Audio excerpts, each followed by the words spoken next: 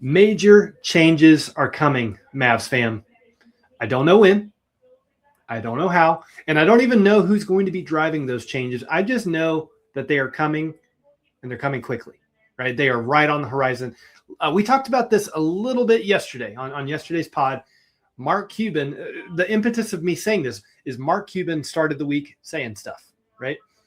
To the Dallas Morning News, he said, I don't regret selling the team. I just regret who I sold it to, right? So that paints a picture that there is tension between previous regime and current regime, okay? Then there was the notable quotables that we talked about yesterday that Michael Finley was not involved with the Luka Doncic trade, right? We talked about what that could possibly mean. Like if Mark Cuban is going to go for a hostile retake over the Dallas Mavericks, he might already have who he wants to be GM in mind, and that may or may not be Michael Finley. I don't know or think it's going to come to that, but it was talked about. And then, in that same Luka trade conversation, he threw a little bombshell out there that it was our coach and general manager that stood there and traded our best player. So, yeah, Jason Kidd has been implicated in the Luka Doncic trade. And, again, there are changes coming, guys. I think it might start with some fan chants in our next home game. But underneath all of this, there's still the GM search that's going on. There's still the ongoing conversation about who, like let's say the NBA expansion does happen next season as planned, right? Like we get to hold on to 8 people. I don't know who those 8 people are going to be. That's why we really need a GM. That's why we really need to start figuring out who is going to take ownership and who is going to take control, give us a clear direction. Okay, that's what we're going to talk about in today's pod. I am your host, Ethan, the Advisor Clayton. Can I just say welcome to the Wednesday afternoon party? Welcome. And by party, I mean Dope Podcast. This is Your Mavs, a Dallas Mavericks podcast where all are welcome. Y'all better behave. Okay?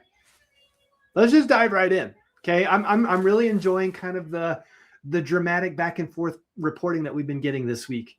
Because again, there's not really anything noteworthy to talk about basketball-wise. I guess the thing that we could beat a dead horse over is whether or not Cooper Flagg or Con Knipple are going to win Rookie of the Year. I'm just going to go ahead and nip that in the bud real quick. I definitely think that Cooper Flagg is the more complete, better player. I still think that Con has got the Rookie of the Year award locked up. Sad to say, because again, we were going to hang our hats on one thing during this awful, awful season of basketball. It was that Cooper Flagg was going to be Rookie of the Year. Maybe, just maybe, there will be a co-Rookie of the Year like there was back when Jason Kidd was a rookie. If you'll remember, he and Grant Hill were co-Rookies of the Year. I believe that's the only time in NBA history that has happened, and maybe it happens again this year. But if it doesn't, and Con straight up wins, I have no arguments. I have no complaints about it. It's just, it is what it is. But so, apart from us picking apart a 30-point loss to the Bucks and a 30-point loss to whoever we played before that, I've already blocked it out of my memory. Let's talk about some of the dramatic stuff that's going on behind the scenes. It started with Mark Cuban. We already talked about that stuff yesterday. Late yesterday, it was reported that some of the names that the Dallas Mavericks are looking at in relation to their GM spot. Wait for it. You've already heard it, so it's not like anything dramatic that I do right now is going to paint a better picture for you. Freaking Sam Presti is one of the names that was mentioned. He's the president and GM of basketball operations over at OKC, right? He's the guy who is known for trading for SGA, right? Like nobody saw SGA becoming the superstar MVP, finals MVP type of player that he has become, but Sam Presti did, right?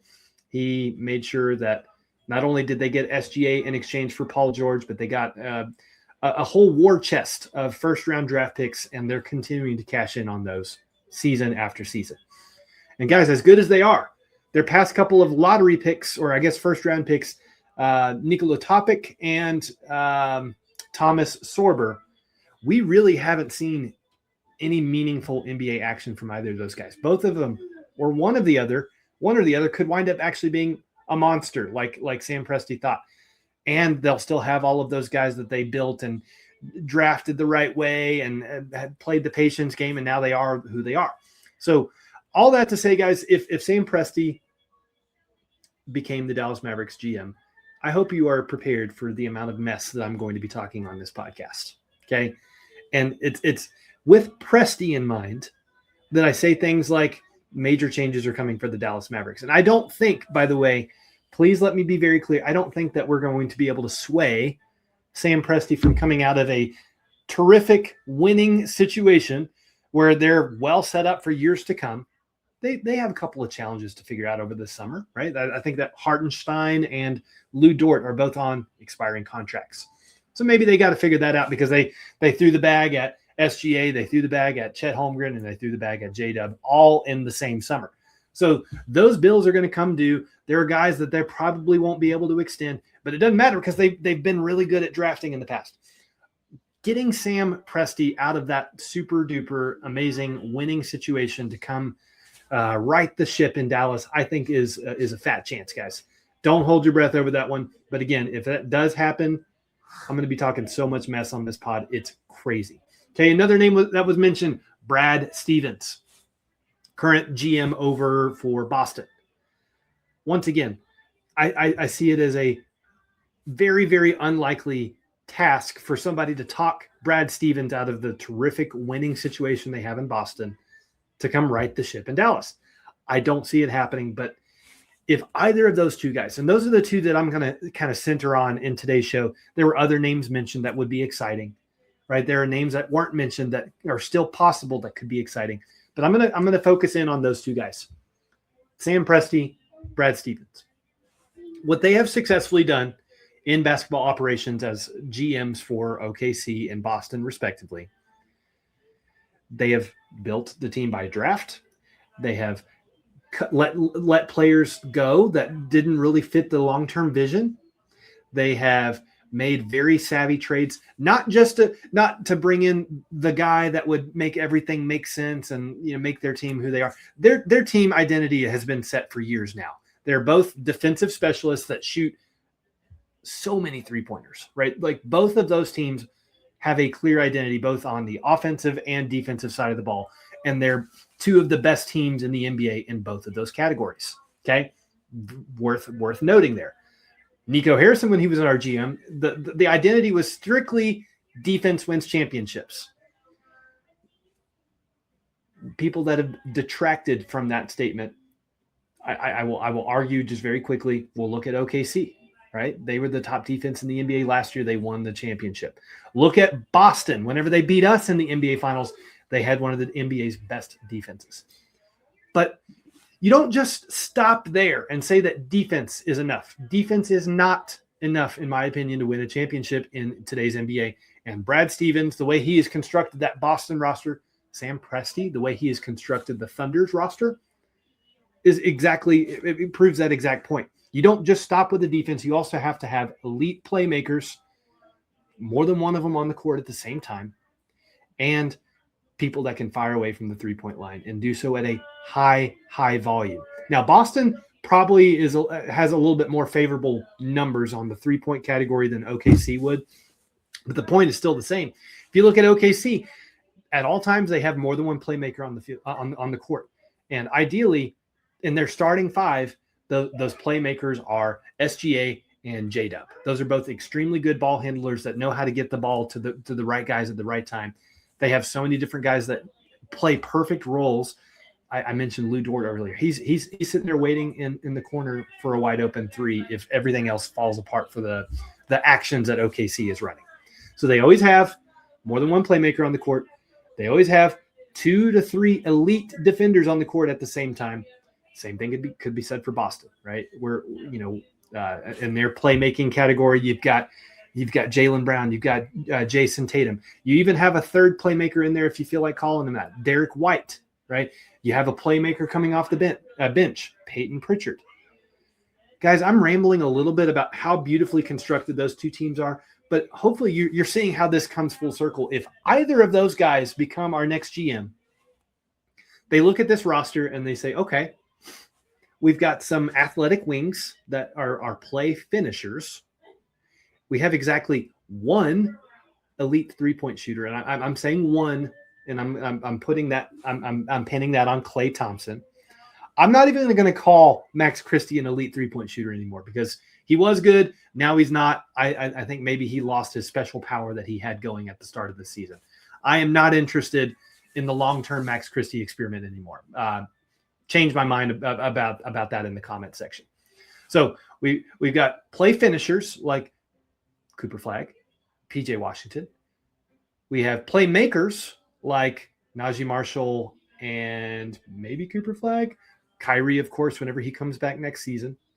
We've got rim runners like Derek Lively, and for now we have Daniel Gafford. And if you've watched Musa Cisse over these last couple of games, you probably feel the same as I do, that I'd be okay. I'd be okay letting Daniel Gafford walk, knowing that we've got Daniel Gafford at home in Musa Cisse. He's a rim runner. He's a play finisher. Guys, that is the only good things that we have going for this roster right now. We're supposed to be built to play a really solid defense start to finish, but we've been very middle of the pack this season.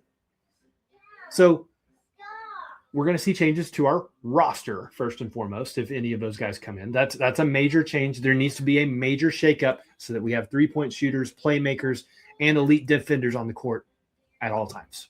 We don't have that right now. We haven't had that the entire season, and that's why we've won, I think, 25 games.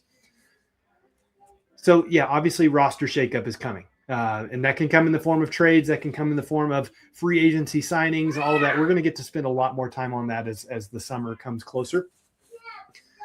It could happen through the draft. We're going to talk more about the draft as we get closer to the draft.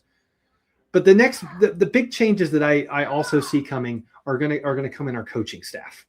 Okay.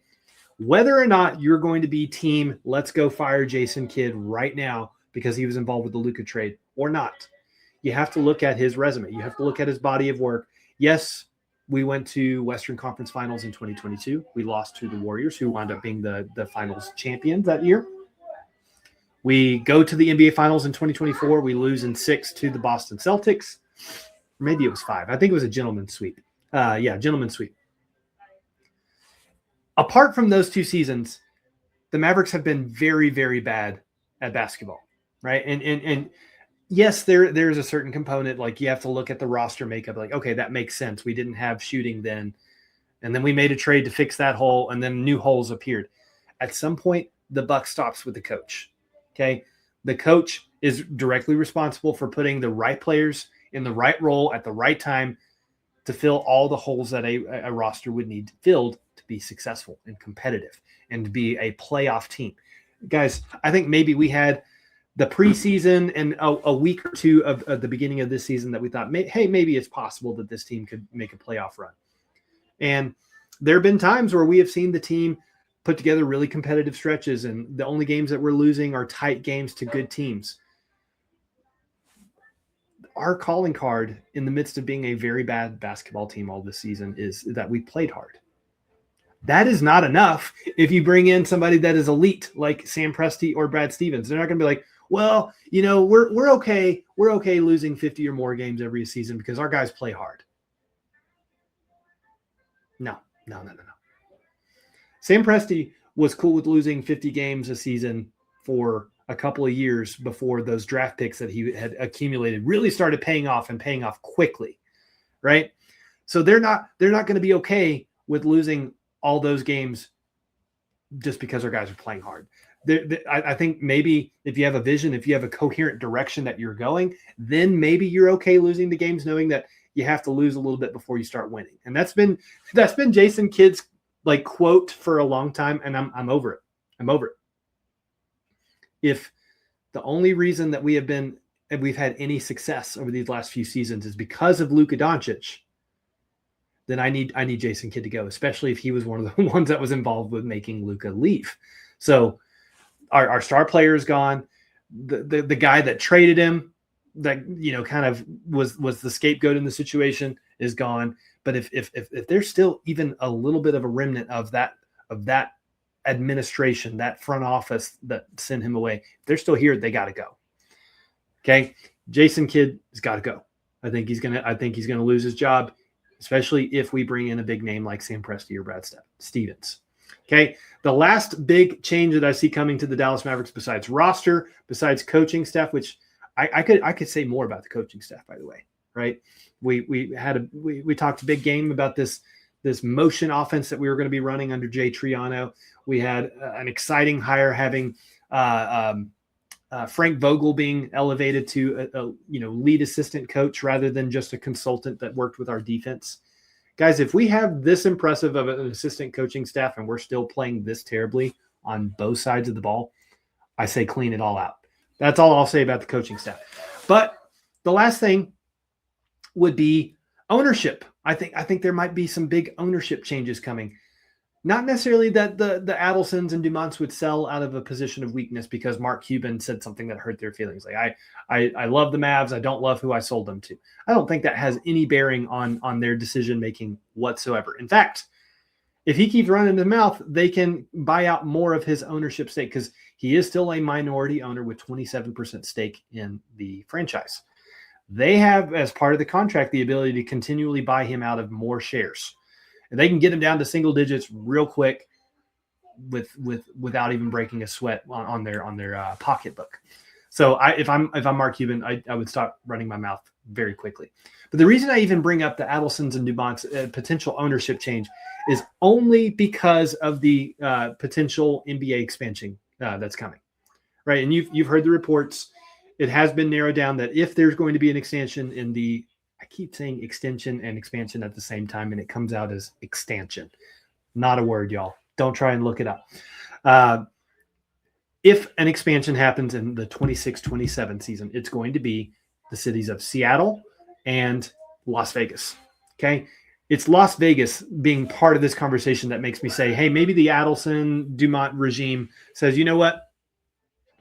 We could probably sell this franchise for more than we bought it for just 4 years ago.